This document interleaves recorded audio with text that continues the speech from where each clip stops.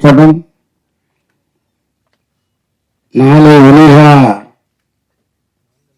ஒரு நேரத்தில் பத்திரிகையாளர் அத்தனை பேரையும் ஊடகங்கள் அத்தனை பேரையும் சந்திப்பதில் எனக்கு மற்றற்ற மகிழ்ச்சி. அந்த ஒரு அரிய வாய்ப்பினை எனக்கு வழங்கிய மதிப்பிற்குரிய தயாரிப்பாளர் வி மதியழகன் அவர்களுக்கும், இணை தயாரிப்பாளர் பாலா அன் சதீஷ் அவர்களுக்கும், கதையாசிரியர் கார்த்திக் குமார் அவர்களுக்கும், டைரக்டர் ராகேஷ் அவர்களுக்கும், அன்பு தம்பி சிவா அவர்களுக்கும் அனைவருக்கும் நான் நன்றியை தெரிவித்துக் கொள்கின்றேன். இந்த பத்திரிகையாளர் சங்கத்தின் சந்திப்பை பிரமாணமாக ஏற்பாடு செய்து நல்ல ஒரு எடுத்துக் கொடுக்கும் அருமைக்கு அண்ணன் ஜான் அவர்களுக்கும் நான் நன்றியை தெரிவித்துக் கொள்கின்றேன். நான் திரைப்படம் நாளைக்கு ரிலீஸ் ஆகும்போது பத்திரிகையாளர்னு பார்க்கறது இதுதான் எனக்கு ஃபர்ஸ்ட் டைம். உங்களெல்லாம் இப்படி சந்தித்து, இப்படி ஒரு படம் நடித்து, இவர் ஒரு படம் எடுத்து, இவர் படம் இயக்கி, இந்த மாதிரி இருக்கணும், பத்திரிகையாளர் பார்க்கணும்னு ஆண்டவனே அந்த விபத்தில் தப்பிக்க வைத்து, நாம எத்தனையோ பத்திரிகையிலும் சரி, வாழ்க்கையும் சரி, டயலாகும் சரி, மயிரிழையில் உயிர் தப்பினார் அப்படிங்கிற வாசகத்தை கேட்டிருக்கோம். நான் லைஃப்ல அனுப்பிச்சேன்.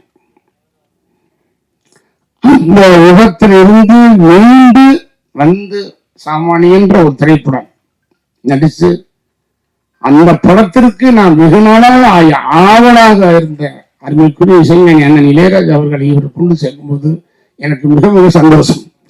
என்னுடைய படங்கள் இன்னைக்கும் வில்லேஜஸ், ஐ மீன் கவர்மெண்ட் பஸ் ஆகட்டும், பிரைவேட் பஸ் ஆகட்டும், லோடு லாரி ஆகட்டும், கண்டனாகட்டும், ஆட்டோ ஆகட்டும், எதுவாக இருந்தாலும் எல்லோருமே இரவிலே தூக்கம் வரக்கூடாது என்பதற்காக அவங்க சொல்லக்கூடிய வார்த்தை நான் கேட்கின்றேன். இளையராஜா அவர்களும் மன்னன் அவர்களும் நானும் அந்த சேர்ந்த பாட்டை கேட்டால் எங்களுக்கு தூக்கம் வரவில்லை, ஒரு மனசு இதமாக இருக்குது என்பது. அந்த மாதிரி அற்புதமான பாடலை கொடுத்த அண்ணன் இசையை சேர்த்தது தயாரிப்பாளர்களுக்கும் டைரக்டருக்கும் நான் ரொம்ப கடமைப்பட்டீங்க. இப்போ தயாரிப்பாளர் சொல்லும்போது என்னன்னா, நான் நிறைய படங்கள் கதை கேட்டுக்கிட்டே தான் இருந்தேன், இல்லாமல் இல்லை. பட் எனக்கு அது செட் ஆகலை. ஏன்னா நம்ம அது நடிக்கிறது நடிச்சு கொடுக்கலாம். நடிகன்னா எல்லா வயசும் நடிச்சுதான் ஆகணும், அதுதான் நடிகன். ஆனா அது எந்த ரூபத்துல ஒர்க் அவுட் ஆகும் பாருங்க. தலைவர் புரட்சி தலைவர் இந்தியா இருக்காரு, நடிகத்துல சுவாஜா இருக்காரு. இப்ப உலகத்துக்கே நடிப்பு சக்கரவர்த்தி நடிப்பு கத்துக் கொடுத்தவர் நடிகர் சுவாஜி சார். அதே மாதிரி உலகத்துக்கு வெளியே ஒரு படத்துல நடிச்சு உடந்து ஒரு 10 வருஷம் முதலுக்கு ஜெயிச்சவர் புரட்சி எம்ஜிஆர் அவர்கள். அவங்களுக்கு அது உண்டான விஷயமா இருக்கணும். இப்ப உதாரணமா தில்லானா மோகனம் என்ற படம் உங்களுக்கு ஞாபகம், கரகாட்டக்காரன்னா அந்த படம் ஞாபகம், தில்லானா மோகனம்பாள். தில்லானா மோகனம்பாள் படத்துல புரட்சி தலைவர் எம்ஜிஆர் அவர்களும் 1001 படத்திலே சுவாஜி சார் நடிச்சிருந்தால் எப்படி இருக்கும்? மேட்சாக ஒரு தடவை டிஸ்ட்ரிபியூட்டர் சொன்னாங்களாம் தலைவர் எம்ஜிஆர்ட்ட, என்ன தலைவர் நீங்க இப்படி நடிச்சுட்டு இருக்கீங்க, சுவாஜி சார் ரொம்ப நல்ல கெப்பாசிட்டி நடிங்க அப்படின்னா சொன்ன தலைவர் யோசிச்சுக்கார் எம்ஜிஆர், அப்படியா ட்ரை பண்ணுவோம். சுவாஜி சார்ட்ட போய் அவங்க டிஸ்ட்ரிபியூட்டர் என்ன நீங்க எல்லா படத்தையும் படமாம ஆக்ட் பண்றீங்க, ஆனா தலைவர் எம்ஜிஆர் கேப்சர் பண்ணணும்னு சொல்லியிருக்காங்க. சுவாஜி சார் சரின்னு இருக்காரு. அதுக்காக 2 பேரும் ட்ரை பண்ணும்போது அந்த 2 பேர் படத்துக்கு டைரக்ஷன் ராமண்ணா சார். அந்த படம் புரிஞ்சு ஆக்ட் பண்ண படம் பாசம், ராமண்ணா டைரக்ஷன். அதுல தலைவர் இறந்துருவாரு, படம் போகல. தங்கச்சிறகம் படம் சுவாஜி சார் ஆக்ட் பண்ணார். அது தலைவர் பாட்டு பாடி அவன் பண்ணும்போது அதுவும் டைரக்ஷன் ராமண்ணா. தங்கச்சிறகம் போகல. சோ புரட்சி தலைவர் எம்ஜிஆர் மாதிரி சுவாஜி சார் ஆக்ட் பண்ணும்போது மக்கள் ஏத்துக்கல, சுவாஜி சார் மாதிரி புரட்சி தலைவர் எம்ஜிஆர் இப்ப ஏத்துக்கல. இது நான் சொல்றது 7 வருஷத்துக்கு முன்னால. அப்ப அந்த டிஸ்ட்ரிபியூட்டர் ஓடியா சொன்னாங்கன்னா சுவாஜி சார்ட்ட, அண்ணா நீங்களாவே நடிங்கண்ணா, அது உங்களுக்கு அதுவும் கரெக்ட். தலைவர்கிட்ட போய் தலைவா நீங்க உங்களுக்கு படித்தான் கரெக்ட் சொன்னாங்களா, இது நான் கேள்விப்பட வேண்டும். அதனால எந்த விஷயத்துல அவங்க நடிச்சா இதை ஏத்துக்குருவாங்களோ ஒத்துக்குறவங்களோ அப்படித்தான் நான் ஆரம்பத்துல வந்திருக்கேன். நான் நடிச்சு கார் வாங்கணும், பங்களா வாங்கணும், ஆடி கார் வாங்கணும், ஆவணி கார் வாங்கினதுல நோக்கம் அல்ல. ஆரம்பத்துல கதையை கேட்ப பிடிக்கணும், எனக்கு நடிக்கணும், பிடிக்கணும். தொடர்ந்து வந்த படங்கள் எல்லாமே எனக்கு நான் போய் அவங்கள ப்ரோக்ராம் கூப்பிடுவான் கதை பண்ணுவேன், அதுவாகவே வந்த படங்கள் எல்லாமே. அது நம்ம ஒரு நல்ல ஒரு உண்மையிலே முதல் படம் என்னுடைய குருநாதர் இயக்குனர் அழகப்பன் சார் அவர் இல்லைனாலும் ஹீரோவாக உருவாக்குனாங்க. அந்த படம் தயாரிப்பாளர் சிவராமதாசன் திருச்செந்தூர் இருக்கிறாரு, இன்னொரு தயாரிப்பாளர் ராமகிருஷ்ணன் அவரை வழங்கிட்டாரு, இன்னொரு தயாரிப்பாளர் நாகராஜ் அவர்கள், எதையும் மறக்க மாட்டேன். ஆனா திருப்பி அதுல இருந்து படிப்படியா வளர்ந்து எவ்வளோ படங்கள் நடிச்சு பாருங்க. ராமராஜன் அப்படின்ற இண்டஸ்ட்ரியில ஒன்லி 4 வருஷம் தான் எங்களுக்கு திரைப்பயணம், ஒன்லி 4 years. 86 நவம்பர் 28 படம் நம்ம ரிலீஸ், 87, 88, 89, 90 ஒன்லி 4 வருஷமே பீக்கில் இருந்த ராமராஜன் இன்னைக்கு வரைக்கும் மக்கள் மனசுல நினைச்சுக்காங்கன்னா அதுக்கு அருமைக்குரிய அண்ணன் இசைஞானியுடைய அமைத்த பாட்டு வந்துதான் இன்று மக்கள் மத்தியில் ஓடிக்கொண்டிருக்கிறார். இதை ஞாபகப்படுத்திக்கிட்டு இருக்கு. கிராமத்து மக்களையும் சாதாரண ஏழை எளிய மக்களையும் சராசரி மக்களையும் அன்புக்குரிய வியாபார மக்களையும் உழைக்கும் வர்க்கத்தையும் போய் அந்த வரிகள் போய் டச் பண்ணி இன்னைக்கு ராமராஜன் பேசுறாங்க. எத்தனையோ கதையை கேட்டாலும் இந்த படம் கதை சொல்ல வந்தாங்க. லேட்டாகி சகோகளும் மனுஷர்களும் பாரா சதீஷ் காத்து வந்தாங்க. நான் நிறைய படம் கேட்பேன். இவங்க வரும்போது சரி எல்லாரும் சொல்லுவாங்க, ஒருத்தர் வந்தாரு நீ இன்ட்ரோல என்ட்ரி ஆகி கேட்பேன். அப்பயே மனசுக்குள்ள ஓகே முடிஞ்சு வச்சுன்னு வர முடியாது, அவ்வளவுதான். ஏன்னா இன்னைக்கு மன்றங்கள் இன்னைக்கு பாத்தீங்கன்னா உள்ள இல்ல வேலை செய்யணும் டெஸ்ட் பண்ணி பாருங்க. அவ்வளவு ஒரு இன்னைக்கு ஆச்சரியமான விஷயம். எனக்கே கண் கலங்கு. 12 வருஷத்துக்கு அப்புறமும் என் ரசிகர்கள் இன்னைக்கு எனக்கு போனாங்கன்னா கிரேட் கிரேட். இந்த ரசிகர்கள் ஒத்துக்கணும். அதனால நான் முதல்ல அந்த கதையோட அமைப்பை பார்ப்பேன். என்னடா அது ஏதாவது நடிச்ச முடிச்சுக்குங்க, நடிக்கலாம் காசை வாங்கி போட்டு. ஏதாவது ஒரு தாய் அந்த ஐயோ என் பிள்ளை திருப்பி நடிச்சிருச்சு, இதுக்கு வீட்லயே இருந்துக்கலாம் அந்த பையன் அப்படின்னு கூடாது. பரவாயில்ல பையன் நடிச்சா நல்லா நடிச்சிருக்கான் பையனா, என்னுடைய படங்கள் வந்தா இதெல்லாம் இருக்காது, இதை எதிர்பார்த்து வர்றவங்க நான் ஏமாற்றக்கூடாது. அவங்க எத்தனையோ கதையை பண்ணாலும் அவங்க கதை சொல்லும் போது நான் உன்னிப்பா கவனிச்சேன். இதை நான் பண்ணலாம் போது முதல்ல ஒரு 5 நிமிஷம் கேட்டோடனே முடிவு பண்ணிட்டேன். ஓகே ஒரு மாதிரி போகுது அப்படின்னால நம்முடைய கேரக்டர் தன்மையும் கட்டக்கூடாது, அதே மாதிரி நம்ம பழசு டைப்பாகவும் போயிடக்கூடாது. இந்த ஜென்ரேஷன் மட்டும் இல்ல, போன ஜென்ரேஷன் இல்ல, நாளைய ஜென்ரேஷன் மாறிது, ஜென்ரேஷன் மாறிச்சுன்னு சொல்றது தவிர ரேஷன் கார்டு இன்னைக்கு கூட்டம் அப்படித்தான் இருக்கு. எந்த ஜென்ரேஷன் போதுற மாதிரி டைரக்ட் பண்ணியிருக்காரு, தயாரிப்படுத்துக்காரு. கதை எப்படி கதை சொல்லி முடிச்சோன்னா நான் இன்ட்ரோல் சொன்னாங்க. நான் கதை முடிஞ்சு சார் கேட்டேன். இல்லை சார் இதுதான் இன்ட்ரோல். நாங்கள் நீங்க படம் பாருங்க சார், பத்திரிகையாளர்கள் உங்களை மீறி ஒரு விஷயம் நாட்டுக்குள்ள போகாது. வடகொரியா கேள்விப்பட்டுவீங்க, நான் கேள்விப்பட்டேன். அங்கிருந்து ஒரு நியூஸ் வெளியே போகாது, வெளியே ஒரு நியூஸ் உள்ள வராது. இந்த வடகொரியா நான் கேள்விப்பட்டேன். அது மாதிரி உங்கள் பத்திரிகையாளர்கள் ஊடகங்கள் இல்லாமல் இன்னைக்கு யாருக்கு எந்த நியூஸ் தரதில்லை. ஏன்னா எங்களுக்கு நியூஸை முதல்ல தெரிவிக்கிற நீங்க தான் போறீங்க டிவியில, நீங்க சொல்லிதான் பார்க்க வீட்டுல. இதுதான் உண்மை. அந்த மாதிரி என்னை பொறுத்த வரைக்கும் அவங்க சொல்லும் போது இந்த இன்ட்ரோல் பிளாக் பாருங்க. 100% சினிமாவில் நான் பெருமைக்கா சொல்லல, உண்மையா சொல்றேன், உண்மையை சொல்றேன். நீங்க என்ன விசாரிச்சு எழுதுங்க. ராமராஜன் சொல்றது உண்மையா பொய்யா? ஒரு திரையரங்குல டூரிங் டாக்கீஸ் ஒரு சினிமாவுடைய அடித்தளம் ஆரம்பத்துல ப்ரொடியூசர் பியாசி போடுற படம் எடுக்கலாம்னு, அதுக்கப்புறம் டைரக்டர், அப்புறம் ஆர்டிஸ்ட் கதை ஓகே பண்ணி எல்லாம் பண்ணி ஷூட்டிங் பண்ணி டப்பிங் பண்ணி எல்லாம் பண்ணி ரீரிகாய் பண்ணி பாட்டு போட்டு எல்லாம் எடுத்து தேட்டர் ரிலீஸ் பண்ணி டிஸ்ட்ரிபியூட்டர் வாங்கி அப்புறம் பி சென்டர் சி சென்டர் கடைசியா போய் கிச்சறது. அங்க காவல் தண்ணீர் கலமடை போற மாதிரி இந்த திரையரங்கத்துல பஸ் படம் இங்க லாஸ்ட் தான் டூரிங் டாக்ஸ்ல போய் நிற்கிறது லாஸ்ட் சினிமா. அந்த டூரிங் டாக்ஸ்ல ஆரம்பிச்ச வாழ்க்கை தான் இந்த ராமராஜன் வாழ்க்கை. இது கடவுளுக்கு வரப்பிரசாதம். அங்கிருந்து ஒரு டைரக்டர், அசிஸ்டன்ட் டைரக்டர் ஆகி, டைரக்டர் ஆகி, நடிகன் ஆகி, ப்ரொடியூசர் ஆகி, டிஸ்ட்ரிபியூட்டர் ஆகி, ஏன் தியேட்டர் கூட வாங்கினேன்.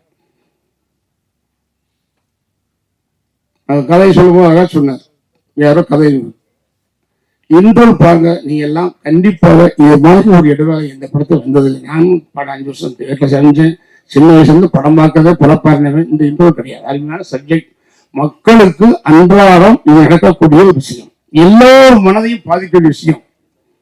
இதெல்லாம் பார்க்குறேன். என்ன ராமராஜ் இதே சொல்றாரு, எப்பதான் இன்ட்ரோலுங்கிறாருங்கிறாருங்கிறது அந்த மாதிரி நடக்கிற விஷயம். நான் படம் எவ்வளோ பார்த்துருக்கேன், 100 படம் வேலை செஞ்சேன். இல்லை அவங்க கதை சொல்லி முடிச்சோன்னே டைரக்டர் கேட்கும்போது சப்ஜெக்ட் சூப்பர் சார் நல்லா இருக்கு, என்ன டைட்டில்னு கேட்டேன்.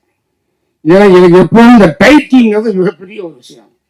ஏன்னா அந்த டைட்டில் நம்ம மனிதர்களுக்கும் இந்த அண்ணன் நெல்லை சுந்தர சுந்தரராஜன் பார்த்தா நெல்லை சுந்தரராஜன் ஞாபகம்.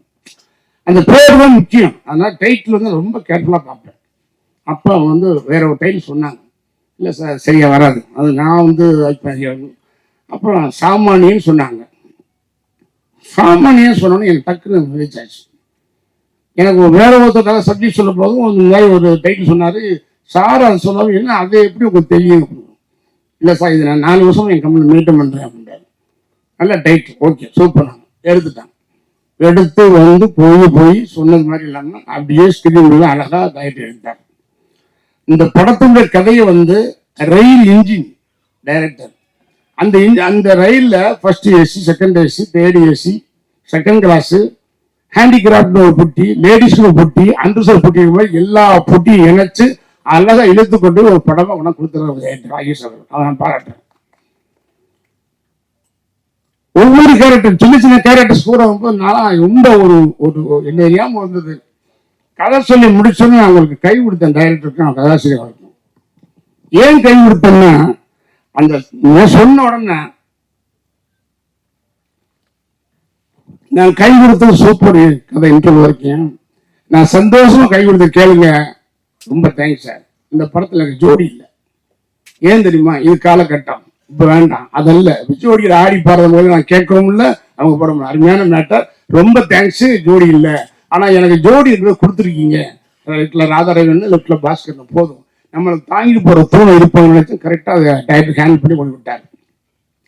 ஆனா எனக்கு ஒரு சின்ன ஒரு குறைபாடு மனசுல இருந்தது, போகுது ஓகே அப்படின்னு. என்ன மனசுல ஓடிக்கிட்டு இருக்கணும், அது அண்ணன் ராஜான்னு இருந்தாலும் இளையராஜன் நடக்கும். ரொம்ப நாளா எனக்கு போக முடியல, என்ன பட்ஜெட்டு அப்படியே போக முடியல. ஆனா ஒரு ஸ்டேஜ்ல டைரக்டர் பிடிச்சி சொல்லி, இளையராஜன் எப்படி இருக்கும்? ஐயோ சார் இப்படா கேட்பீங்க சார், ரொம்ப வருஷம் ஆச்சு சார். அண்ணன் படம் 2000 பண்ணது சார், 20 வருஷத்துக்கு உடனே கொஞ்சம் ஓடுன ராஜான்ட்டேன். ஆனா அந்த படத்துல வந்து பாட்டு இல்லை, அதனால நான் அவங்களை ப்ரெஸ் பண்ணல. ஒரு சீக்வன்ஸே இருக்கும், பட் அதை அண்ணன் கேட்டேன்னா அண்ணன் அழகா சொன்னார், ராஜா அண்ணன், ஏய் நீயும் நானும் சேர்ந்தா ஆடியன்ஸ் பாட்டு எதிர்பார்ப்பான், நீ பாட்டே இல்லாம படம் குழந்தைங்க இல்லை யாருமே வரல, இவங்க வந்தாங்க, பண்ணி கொடுத்துருக்கேன். அழகா ஒரு பாட்டு போட்டாங்க சார். நம்ப மாட்டீங்க, இன்னைக்கு உலக அளவுல ஒரு இசை விஞ்ஞானி 1000 படங்கள் நினைக்கிறேன். இன்னைக்கு இல்லை, இந்த ஜென்ரேஷன் பொண்ணோட பாட்டு போட்டவர் அவர் வந்து சார் பேசி முடிச்சுன்னு டைரக்டர் சொல்றாரு, இந்த 10% முடிச்சு வந்தாச்சு. திடீர் எந்த விதமான கமிட்மெண்ட்ஸ் பண்ணல, எதுவும் இல்லை சார். ராஜன் சொன்ன வார்த்தை, மேனேஜர் சிவராம் சார் பேசுறாரு என்கிட்ட, அண்ணே உங்க ரீல் எடுத்து உடனே அனுப்புங்க, ரீல் கடை அண்ணே ஸ்டார்ட் பண்றாங்க, நல்ல கடை பிடிச்சிருக்காங்க. என்ன சார் ராஜன் சொன்ன வார்த்தை, இது வந்து எங்கேயும் பார்க்க முடியாது. நான் பார்த்திருக்கேன், பிஸியான கரகாட்டக்காரன் பாடுக்கிறதா அவன் அண்ணன் பார்த்திருக்கேன். அவர் பாருங்க, என்ன ஒரு உணர்வு அன்பு இருந்தா அந்த மண் வாசம் விடுது. ராமராஜன் பண்ணது மேனேஜர் பேசுறாரு, மேனேஜர் சொல்றாரு, நீ உடனே ரீல் அனுப்புங்க, ரீல் கடை ஸ்டார்ட் பண்றாரு சார். எந்த கழிப்பணும் இல்லை, ரீல் கடை ஆரம்பிச்சார். அட்வான்ஸ் வாங்க, அதான் சொல்றேன், இதுக்கு வாங்கல, அட்வான்ஸ் வாங்கல, ஒண்ணுமே பேசல சார். Reel அனுப்பிட்டாரு sir. போட்டுட்டு அவர் தூங்கும்போது, அப்புறம் நான் போகும்போது ஒரு நாள் உள்ள வான்னு கூப்பிட்டு பாரு அப்படின்னு, அந்த இடத்துக்கு போகும்போது ஒரு மியூசிக் போட்டிருப்பாரு. ஏன்னா கரகாட்டக்காரனுக்கு போடுறப்ப மியூசிக் வந்து இங்கிலீஷ் போடுற மாதிரி இருக்குன்னு சொன்னேன், வான்னு பாட்டை காமிச்சார். ஸோ எதுக்கு நான் சொல்றேன்னா சார், உணர்வுபூர்வமா படங்கள், வசனங்கள், ஃபைட்டுகள் இதுக்கெல்லாம் ரீப்ளேஸ்மெண்ட் கிடையாது. ஆனா திரைப்படத்துல இருந்து ஒன்ஸ் மோர் கேட்கறதும் ரிப்பிட்டேஷன் ஆடியன்ஸும் வருவது சாங்குக்கு மட்டும்தான் வரும். அந்த அருமையான பார்வை கொடுத்த ராஜானவர்கள் அழகா பண்ணியிருக்கிறார். அவரே ஒரு சிச்சுவேஷன் உருவாக்கி அந்த இடத்துல ஒரு பாட்டை வைக்க சொல்லி, கிளைமாஸ் அருமையான சிம்மர், அவரும் அருமையான பாடகர், அவர் மலையாள வேசிட்டாரு, சூப்பரா படிக்கிறார். அண்ணன் டிஎம்எஸ் அவர்கள் மாதிரி அழகா படிக்குது. ஒரு நல்ல படம் உண்மையிலே. எனக்கு என்ன ஒரு நல்ல படத்தை நடிச்ச பரவாயில்ல. எனக்கு வந்து ஒரு உணர்வை வந்து எனக்கு தனி எல்லாரும் எழுதி சாப்பிட்டா ரொம்ப நன்றி கடன் பட்டிருக்கேன். ஒரு வார்த்தை வெல்லும், ஒரு வார்த்தை கொல்லும். திருப்பி திருப்பி திருப்பி நீங்க கதாநாயகத்தான் நடிப்பாராம், ஹீரோவைத்தான் ஆக்ட் பண்ணுவாராம், ஹீரோவைத்தான் ஆக்ட் பண்ணுவாங்க சொல்லி சொல்லி சொல்லி சொல்லி அவங்க ஹீரோவைத்தான் அனுப்ப பண்ணாங்க. இல்லைன்னா வேற போட்டிருப்பாங்க. ஒருத்தர் என்ன சொல்றான், பாயில வர்ற மீதில போயிடுற, ஓகே, அப்புறம் கிளைமேக்ஸ் என்ட்ரி ஆகிறீங்க, அப்புறம் இன்ட்ரோ என்ட்ரி ஆகி இப்படிலாம் வருது. நான் கணக்கு பார்க்கும் போது என்னடா இப்படிலாம் போனா நம்ம ரசிகர் தான் சொல்லுவான், அவங்க நீ சும்மா இருக்கலாமே, ஏன் போய் நடிச்சதுல அந்த உரிமையோட கேரக்டர்லாம் பண்ணாத, ஹீரோத்தை ஆக்ட் பண்ணணும், உரிமையோட சொல்றேன். என் தம்பி மாதிரி இந்த படத்துல ஒரு ஜோடியாமே ஆக்ட் பண்றேன்னு கேட்கலாம். இல்லை தம்பி, அடுத்த படத்துல கதை புரியும். ஸோ அந்த மாதிரி வந்து எனக்கு வந்து என்ன சொல்றேன்னு தெரியல. ஒரு அற்புதமான படத்தில் நடிச்ச பெருமை எனக்கு சந்தோஷம். பரவாயில்ல, 45ங்கிறது 50 கூட நடிச்சிடும் பார்த்தேன். ஏன்னா வந்துட்டேன், எல்லாம் நெருக்கி வந்துருச்சுல, ஒரு அமைஞ்சது அதுவா அமைஞ்சது கெடுத்துட வேண்டாம். ஒரு குடம் பால்ல ஒரு துள்ளி விஷம் விட்டாலும் ஒரு குடம் பாலும் கெட்டு போன்னு சொல்ல மாதிரி இந்த 44 தாண்டி வந்துட்டு 44லயே நிக்குதையா. இத்தனை தயாரிப்பாளர், இத்தனை டைரக்டர், எத்தனை ஆர்டிஸ்ட், இத்தனை டெக்னீஷியனை உருவாக்கி கொடுத்தோம். ஆனா வந்து 44 நின்று வச்சு சினிமா நமக்கு 144 போட்டாங்கப்பா அப்படின்னு நினைச்சேன். ஒரு படம் வந்துச்சு, மாவி டு செல்வர் அசோசியேட் பிரவீன் கதை சொல்லி, அந்த கதை கொஞ்சம் அப்படியே ஒரு மாதிரி இருக்கு, நடிச்சிருவோம் ஓகே போ அப்படின்னு ஒரு இருந்தான். இல்லை சார் நல்லா இருக்கு சார், ஓகே சார் நினைச்சிட்டேன். மார்ச் 20 2020 மார்ச் 26 அமாவாசை அன்னைக்கு அட்வான்ஸ் பண்ண கொடுக்குறேன்னு சொன்னாங்க சார். பாருங்க, இங்க என் படம் 44 படம் நிக்குது, 144 நினைக்கிறேன். 2020 மார்ச் மாசம் 20ஆம் தேதி இந்தியாவும் ஊரடங்கு கொரோனா 144. எனக்கு திக்குன்னு என்னடா அது இப்படி படம் 3 வருஷம் வெளியே வர முடியல. ஸோ இப்படி இருக்க முடியாது. நான் சாதாரண மனுஷன்னா நம்ம வாட்டி நடந்து போகலாம், அவளை போகலாம் அப்படின்னு. அப்படியே வாக்கிங் பண்ண கூட பாரு எப்படி இந்த ராமராஜ் இப்படி ஆயிட்டு. ஸோ அது ஊரில் அப்படியே கிடந்தாங்க. ஆனால் அந்த 45 50 நினைச்சேன். 50 கூட அடிச்சா ஓகே, சினிமாவில் ஒரு ரெக்கார்டாக இருக்கும். ஆனால் ஒரு 50 கூட சோழ வரத்தானே செய்யும் சார். ஒரு மனுஷனுக்கு ஆசை வரக்கூடாதா? பேராசைப்படக்கூடாது. படத்தை பாருங்க, ஆசைப்படலாம். ஆசைப்பட்டேன், ஆக்சிடென்ட் ஆயிடுச்சு. ஆடி தள்ளிபடி மாதிரி 5 குறைச்சிட்டேன். வேணாம் 50 வேண்டாம், 40 போதும். கரெக்டாக 40 நிமிஷம் கொண்டாந்து மதியம் சார்களும் பாலா சதீஷ் இணைஞ்சு அற்புதமானது அவர் கதை. என்ன டைரக்டர் சார் தம்பி சிவா அவர்கள் உண்மையிலே ரொம்ப அந்த கேரக்டர் தன்மையாக பண்ணியிருக்காரு. கூட நடித்த நக்ஷா அவர்கள், சுமந்தி வெங்கட், தீபாக்கா எல்லாம் நல்லா நடிச்சிருக்காங்க. நக்ஷா சார்னா அருமையாக பண்ணியிருக்காங்க. அது மாதிரி இன்னொருத்தவங்க என்ன, எனக்கு இந்த படத்தில் ரொம்ப ஒரு முக்கியமான கட்டம் வந்து ராதாரி எம்எஸ் பாஸ்கர் கூட நடிச்சு மிகப்பெரிய எனக்கு ஒரு தூண் மாதிரி. ஏன்னா ரவியன் நான் வந்து ஆக்ட் பண்ணும்போது அசண்டாக இருந்தது பழக்கம். ரவியன் எம்எஸ் பாஸ்கர் வந்து நான் அசண்டாக்கும் போது அவரோட குரூப் வைஸ் தரும்போது பழக்கம். 2 பேருக்கும் அறிஞ்ச முகங்கள். ஆனால் வரும்போது பயணம் ஈஸியாக இருந்தது. ஆனால் இந்த படத்தை என்ன ஒரு இதுனா கரெக்டாக கேஎஸ் ரவிக்குமார் டைரக்டர் ஒரு மீட்டர் சொல்லும்போது சார் சொன்னார் போட்டுவோம் அப்படின்னு. ஆனால் இந்த கேரக்டர் வேண்டாம், அது கொஞ்சம் கம்மியாக இருக்கும், பெரிய கேரக்டர் போட சொல்லி கேஎஸ் ரவிக்குமார் உள்ள வந்தார். அது ஒரு அன்புக்கு என்னுடைய அழைப்பு கட்டுப்பட்டு இந்த படத்தை நடிக்க ஒத்துக்கிட்ட டைரக்டர் கேஎஸ் ரவிக்குமாருக்கு நான் ரொம்ப நன்றி சொல்ல கடமைப்பட்டிருக்கேன். ஏன்னா கேஎஸ் ரவிக்குமார் கடைசியாக வந்து என்கிட்ட ஒரு 14 days அசோசியேட்டை மட்டும் ஒர்க் பண்ணாரு 10 minutes. அதை இன்னும் நின்று வச்சு நிற்கல. ஆனால் அதுக்கப்புறம் அவர் போய் படம் பண்ணி மிகப்பெரிய ஒரு டைரக்டர் ஆகிட்டார். எனக்கு சந்தோஷம், பரவாயில்ல. அந்த மாதிரி இன்று விசுவாசம் எல்லாமே அந்த ரவிக்குமார் மறக்க முடியாது. அது மாதிரி டெக்னீஷியன் கேமரா ஃபைட் மாஸ்டர் எல்லாருமே ரொம்ப அருமையாக பண்ணாங்க. ஒன்றும் இல்லை. இதுதான் பத்திரிகையாளர்கள்லாம் உண்மையிலேயே ஓப்பனாக சொல்கிறேன். அது சில எதிலுமே நிறைய உரைகள் இருக்கும், இல்லாமல் இருக்காது. எதுவும் பண்ண முடியாது. மேலும் இருக்கும், மேடு இருக்கும், பள்ளம் இருக்கும், துன்பம் இருக்கும், இன்பம் இருக்கும், கஷ்டம் இருக்கும், நஷ்டம் இருக்கும். அதான் இருக்கும். குற்றங்களை இருக்கும், குறைகளை நீக்கி நிறைகளை எழுதி தயவு செய்து ஒரு உயிர் பிழைத்து வந்த ஒரு மனிதனை மீண்டும் மக்களிடம் நல்லபடியாக கொண்டு போய் சேர்க்கும் என்று இங்கு இருக்கக்கூடிய பத்திரிகையாளர்கள் மத்தியிலும் ஊடக மத்தியிலும் உங்கள் கால்களை ஒவ்வொரு காலத்தோடு கேட்கிறேன். படத்தை நல்லபடியாக மக்களை சேர்ந்த உள்ள சொல்லுவீங்க. எனக்கு பத்திரிக்கை போய் சொல்லாது, உங்கள்கிட்ட இழக்கும். ஆனா மக்கள்கிட்ட போய் சேர்க்கிறது எந்த விஷயமாக, அது அரசியலாகட்டும், சினிமா ஆகட்டும், குடும்பம் ஆகட்டும், ஆபீஸ் ஆகட்டும், எதுவாக இருந்தாலும் மக்களிடம் சேர்க்கிறது ஊடகங்களும் பத்திரிகையாளர் தான். அதனால இந்த அருமையான படத்தை பார்த்து நல்லபடியாக விமர்சனம் எழுதி எனக்கு ஒரு வாழ்க்கையும் அவர் ஆகிய அவர்களுக்கும் எல்லாருக்குமே ஒரு மறுவாழ்வு கொடுக்க வேண்டும் என்று உங்களை பணியோடு கேட்டுக்கொண்டு நன்றி கூறுகிறேன். வணக்கம். ரொம்ப நன்றி சார். 2 ஆண்டுகள் ராத்திரி பகலா உழைச்சி 36 ஆர்டிஸ்ட் காம்போல கொண்டு வந்து வேர்வை சிந்தி படத்துல ஒர்க் பண்ண 100 டெக்னீஷியனுக்குமே தெரியும், வெளியில கேளுங்க. அப்படி காப்பி ரெடி பண்ணி இன்னைக்கு கொண்டு வந்து இந்த இடத்துல சேர்த்துருக்கோம். திடீர்னு கடைசி நேரத்துல வந்து கதை என்னது, நான் போய் இந்த ஹீரோட்ட சொன்னேன், அந்த ஹீரோட்ட சொன்னேன், நிறைய பேர் சொல்லிட்டு தான் இப்போ நிறைய வீடியோஸ் பார்த்துருப்பீங்க நீங்க. அவங்கெல்லாம் டைரக்டர் ஆகும்போது அந்த லட்சணம் தெரியும் சார், அந்த வழி என்னன்னு தெரியும். எனக்கு இது 4th ஃபிலிம். தம்பி கோட்டை, தகடு தகடு, மறைந்திருந்து பார்க்கும் மர்மம் என்ன, இது சாமானியன் என்னோட 4வது படம். ஸோ வந்து என்னன்னா, நான் டிஎஃப்டி படித்தேன், கோல்டு மெடல் ஸ்டூடெண்ட். என்னோட எல்லா படத்துக்கும் ஸ்கிரிப்ட் நான் தான், ஓகேங்களா. அதனால வந்து அவ்வளோ ஹார்ட் ஒர்க் பண்ணும்போது எவனோ ஒருத்த உரிமை கொண்டாடும் போது கர்மா இருக்கு, காலம் பதில் சொல்லும். அவங்க நடிகர் சிவகுமார் சார் சொல்ல மாதிரி ஒருத்த வாழும் போது தெரியும்பாங்க நல்லவன் யாரு கெட்டவன் யாருன்னு. அதனால எதுக்கும் எக்ஸ்பிளனேஷன் தேவையில்லை, படம் பேசும் சார். வாழ்த்துக்கள் அனைவருக்கும். பார்த்துட்டு சொல்லுங்க, ஏதாவது கேள்விகள் இருந்தா சொல்லுங்க சார், தன்மையோட பதில் சொல்றோம் ப்ளீஸ். அதாவது என்னன்னா, டைரக்டர், கதாசிரியர், ப்ரொடியூசர் வந்து கதை சொன்னது ஓகே. பட் ஒன் திங் என்னன்னா, நீ கதை வேற ஒருத்தரும் சொல்லி பேசுறேன். நான் ஓப்பனாக சொல்றேன், என்கிட்ட சொன்ன கதை அதுதான். ஆனால் கேரக்டரைசேஷன் நான் மாத்திட்டேன். இல்லையா சார்? இவங்க ரூட்ல போனாங்க, அந்த ரூட் வேணாம். பிகாஸ் நான் எக்ஸ் எம்பி, பார்லிமெண்ட்ல வந்தவன். நான் மக்களுக்கு நல்ல கருத்தை சொன்னா தான் அந்த எம்பியை உட்காந்து கிடையாதுன்னு சொல்லி அந்த மேட்டர் வேணா செல்ஃபிஷ் ஆயிடும் சொல்லி அந்த கண்டென்ட் இவங்க சொன்ன கண்டென்ட் ரூட்டை மாத்தி போனது நானும் சால்வ் பண்ணாங்க. சால்வ் பண்ணாங்க, ஓகே. இன்னொன்னு, கடனால பிரச்சனைனா டெய்லியும் பேப்பர் பாக்குறோமே, பேங்க் டார்ச்சர்ல வந்து மேல பண்ண பாக்குறோம்ல, அது கதை சொல்ல முடியுமா? ஏன் இன்னைக்கு நான் நடனா நாட்டி தேட்டு 3 தேட்டு வாங்கினேன். நான் அட்வான்ஸ் 25 போட்டு என் கேட்டாங்க போட்டேன். பட் என்ன அப்படின்னா அவங்க பிடிக்கிட்டாங்க. அதுக்கு ஏன் கதை சொல்ல முடியுமா? இதாவது என்னன்னா, ஒருத்தர் ஷூட்டிங் இருக்கும்போது அதை ஃபாலோ பண்ணி இதை சீனியரை கன்சல்ட் எடுத்து தெரியுமா சார்? எப்படியும் ஒரு ஹீரோ ஆக்ட் பண்றாங்கன்னா ஒரு 4 நாள் 10 நாள் ஷூட்டிங் போய் ஒரு ஆளை விட்டு போறான், அவன் சொல்லி போறான், உடனே போய் ஒரு எழுதி ஒரு கவர் பண்ணி ஒரு ரிசர்வ் பண்ணி போட்டு அப்படி முடியாது. ஏன்னா சொல்ற இவங்க கதை மூத்த சொல்றாருன்னு சொன்னா இவங்க வந்த கேரக்டர்ஸ் ரூட் அந்த கதை தான். ஆனா அதை மாத்தி வேற ஒரு ரூட்ல போனது அதான் ஒரு டைரக்ட் ப்ரொமோ பண்ற.